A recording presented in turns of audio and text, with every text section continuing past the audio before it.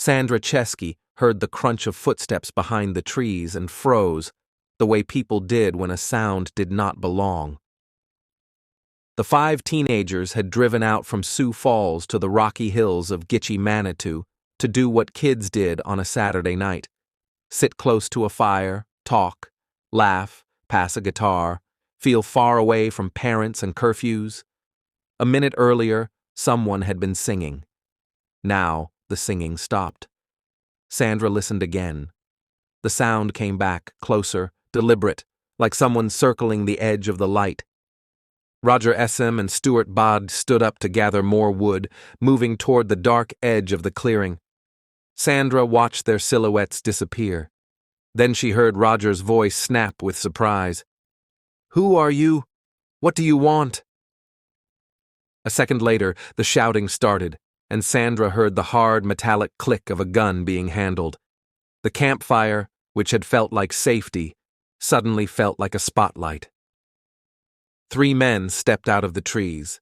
They were brothers from Sioux Falls: Alan Fryer, David Fryer, and James Fryer, older than the teenagers, armed, and already committed. They had entered the preserve intending to poach deer, but when they saw the group at the fire, they decided they wanted something else: whatever marijuana they believed the teens had, and whatever valuables they could take. They came in fast, demanding drugs, talking over one another, pushing the teenagers into compliance. The boys tried to explain, tried to calm them, tried to keep the moment from tipping into violence. It did not matter. The brothers' control depended on fear, and fear is unstable. Within minutes, gunshots tore through the clearing. Stuart Bada, 18, went down. His younger brother Dana, 14, was hit next. 15-year-old Michael Hadrath was shot. 17-year-old Roger Essem was shot near the campsite. The attack happened so quickly the teenagers barely had time to understand the robbery had become an execution. Sandra was 13. She was the only one left alive.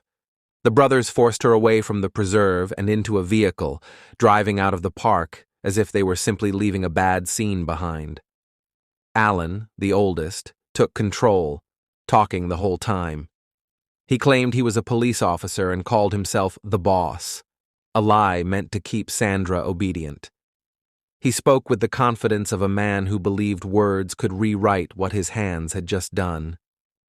Sandra stared out the window, counting turns, watching fences, trying to memorize anything that might bring help later. They took her to an abandoned farmhouse outside town and kept her there for hours. During that time, Sandra was sexually assaulted. She was a child. The details were violent and dehumanizing, but what mattered for the investigation was that she survived, that she remembered, and that she never let herself be talked out of what she knew. Before dawn, Alan drove her home. It was early morning when he let her out. Sandra went inside and told her family. Law enforcement was contacted and searchers moved toward Gitchie Manitou. The bodies were discovered in stages. The following afternoon, visitors in the area found the Body brothers and Michael Hadrath along a roadside near the preserve. Roger Essem's body was discovered at the campsite the next day. The crime scene stretched across rugged ground and rural roads, and the case immediately overwhelmed everyone who touched it. 4 teenagers dead, 1 survivor, and a timeline built from fear and fragments. Investigators questioned Sandra repeatedly.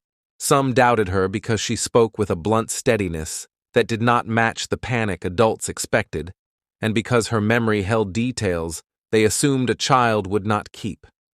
But her account did not drift. She identified voices, movements, and the lies the brothers used to control her. She described the farmhouse and one simple landmark she could not forget: a large red fuel tank near the building. About 2 weeks after the murders, Lyon County Sheriff Craig Vinson drove Sandra around the countryside looking for the place where she had been held. They covered miles of back roads. Then Sandra saw it, the farmhouse, and the red fuel tank exactly where she said it would be. While they were still there, a brown pickup truck drove past. Sandra focused on the driver and said, steady and certain, that was him. That was the boss. Alan Fryer was arrested. David and James Fryer were taken into custody shortly after. In interviews, Alan tried to bend the story, claiming the teenagers had somehow fired first and that deaths had been accidental. David offered shifting versions too. But the locations, the recovered evidence, and Sandra's consistent testimony stripped away the excuses. The brothers were charged with 4 counts of murder. The prosecutions moved forward separately, and Sandra, still a teenager, took the stand. She described the campfire, the sudden approach, the demands, and the gunshots that turned a casual gathering into a massacre. She described being taken from the preserve and held through the night. It was not testimony anyone should have had to give, and it was testimony no jury could ignore. Her words became the spine of the case. In 1974, the Fryer brothers were convicted and sentenced to life in prison without the possibility of parole. The verdicts did not restore what had been stolen, but they ended the brothers' ability to harm again, and they confirmed publicly what Sandra had said from the first hours after she was released. By the next morning, parents in Sioux Falls were calling one another, trying to locate kids who had not come home. Deputies and volunteers searched the preserve and the roads around it, headlights sweeping ditches and tree lines. At the campsite, the fire ring and scattered belongings told the first truth. Something had happened fast. Sandra's account was questioned in a way that felt like another kind of harm. She was young, and shock made her voice steady instead of frantic. Some investigators expected hysteria and did not know what to do with a child who could point to details. They interviewed her repeatedly. She stayed consistent, and she passed a polygraph. The detail that mattered most was simple: a large red fuel tank beside the farmhouse where she had been held.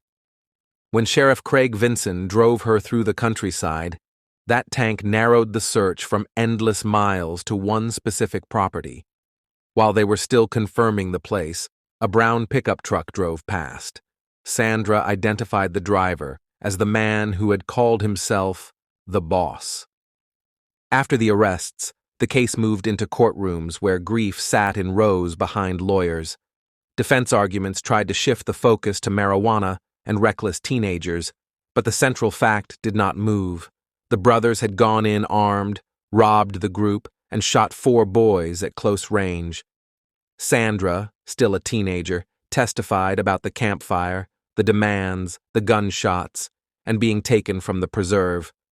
Her testimony held the case together. For the families, the verdicts did not restore what had been taken, but they ended the brothers' ability to harm again. The name Gitchie Manitou stayed loaded afterward, not because the truth was unclear, but because it was clear. Thank you for listening to Homicide Files. Subscribe for more true crime stories.